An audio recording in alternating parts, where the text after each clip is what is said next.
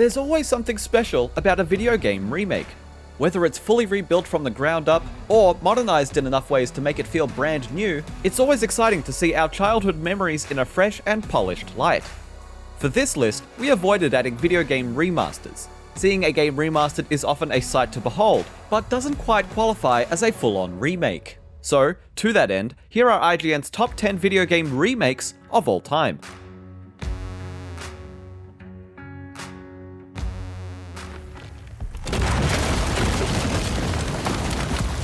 Shadow of the Colossus was a landmark achievement when it hit the PS2 in 2005. Team Ico built a lonely, desolate, deeply affecting world on some incredibly limited hardware, and while the core game stands the test of time, its technical performance and visual clarity were clearly held back. Fast forward 13 years, and Bluepoint Games, which previously remastered both Ico and Shadow of the Colossus, got its hands on the remake and completely modernized it. With a much steadier frame rate, gorgeous graphics, and a commitment to keeping the soul of the original intact, Bluepoint hit it out of the park enough to get the chance to remake Demon's Souls and eventually be acquired by PlayStation.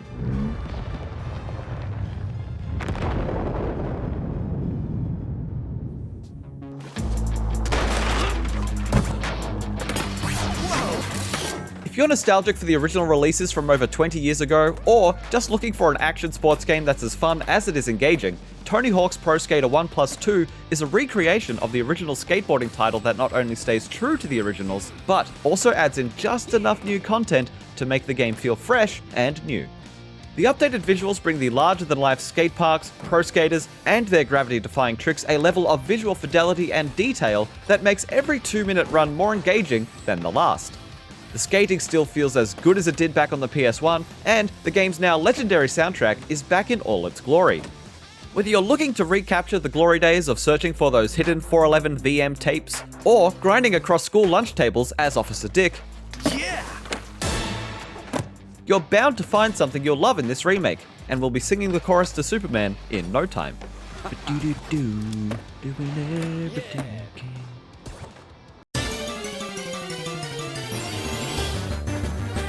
Pokemon Gold and Silver, though only the second in the long-running Pokemon RPG series, are the only entries that allowed players to travel across 2 different regions and collect 16 badges instead of the standard 8. That meant 2 endgame challenges to conquer, 2 sets of legendary Pokemon to collect, 16 different gym leaders to defeat, and more. The enhanced Nintendo DS remakes bring the sprawling journey into full color and utilizes the superior hardware to seamlessly bring improved music, better UI, and Wi-Fi capabilities. With the addition of new content like the National Dex, increasing the total Pokemon from 251 to 493, the grueling Battle Frontier, and everyone's favorite, the Pokathlon minigames, there is so much more to explore. More importantly, we are introduced to the Pokewalker, the original Pokemon Go, allowing us to take our favorite Pokemon outdoors and gain levels by walking around, or cheat by shaking the Pokewalker. Pokemon HeartGold and SoulSilver adds new life to the classic adventure, reimagining the original experience with fun and challenging additions to appeal to both new and returning fans.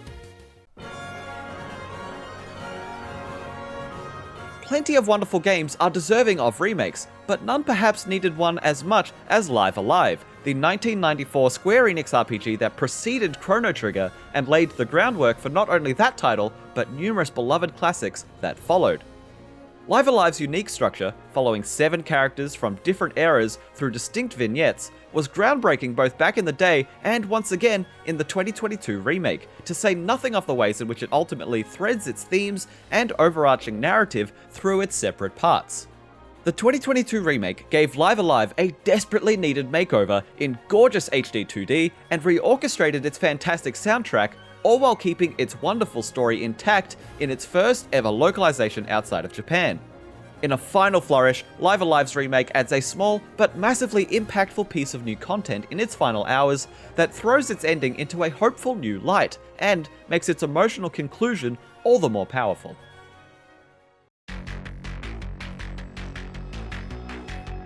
Half-Life Black Mesa is an interesting remake in that it's the rare example of a fan remake that was officially supported by the original developers. And it's an exceedingly great thing that Valve never shut this one down, because Half-Life Black Mesa is hands down the best way to experience one of the most important and landmark first-person shooters in all of video games.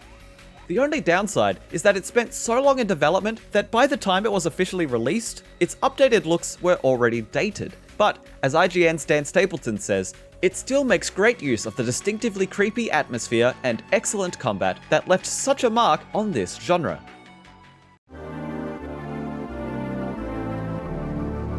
The original Metroid for the NES was a groundbreaking game for the time, but when looked at through a modern lens, it's hard to argue that it holds up. Fortunately, Metroid Zero Mission exists. Rather than opting for a 100% faithful remake with a couple of modernization tweaks, Metroid Zero Mission is instead a game rebuilt from the ground up that uses the original Metroid as more of a blueprint for its story and level design, while drawing its gameplay inspirations from the more modern 2D Metroids, like Super Metroid and Metroid Fusion. It's an expertly crafted modernization of one of Nintendo's best mascot series that still holds up to this day, as not only one of the best Metroid games, but also one of the best remakes as well.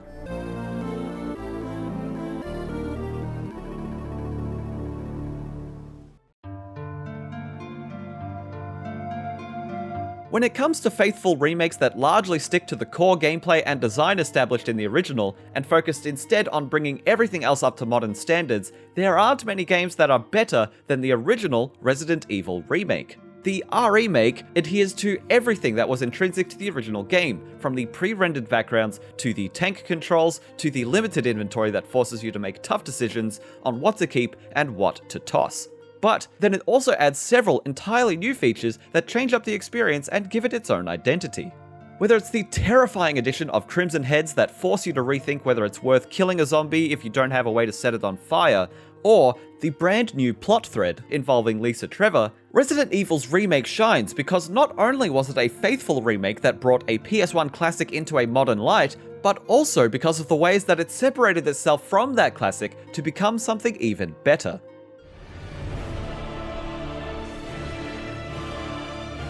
As good as Demon's Souls was back in 2009, and it was very, very good, it is a game that shows its age when viewed through a modern lens, especially one informed by subsequent iterations of the Souls series.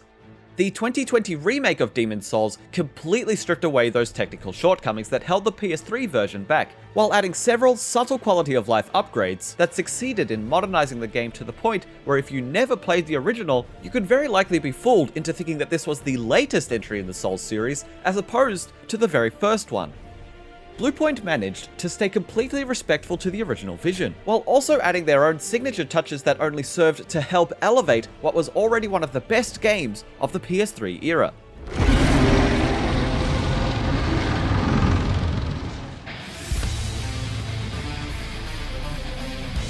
Okay, sure, we could argue whether or not Square Enix was right in splitting up Final Fantasy VII's remake into multiple games, but if you judge this first game in the Final Fantasy Remake series on its own merits, it's incredible. This is a stunningly gorgeous game that gives new life to some of gaming's most memorable characters and settings, but more than that, it completely revamps the combat system to be something completely new, and yet somehow still evocative of the original. There's good reason to be disappointed that the remake story only covers about 30% of the original game, but the way in which Final Fantasy VII Remake dives into that 30% and expands upon things like Jesse's backstory, life in the Sector 7 slums, and Cloud's relationship with his fellow Avalanche buddies is absolutely exemplary.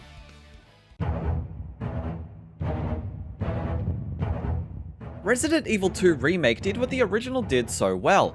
Its labyrinthian level design, its ostentatious enemies, its omnipresent sense of dread, and molded it into a horror experience designed for modern audiences.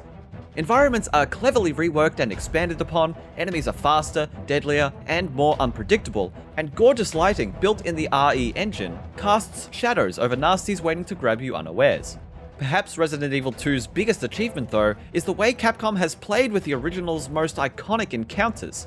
When you think you've got a terrifying moment figured out, Capcom will twist it ever so slightly, removing any certainty as you slowly make your way through its carefully curated collection of memories.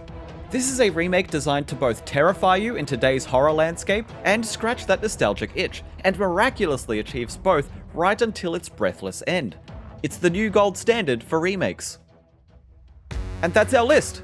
Obviously, with only 10 spots, there are plenty of remakes that didn't quite make the cut.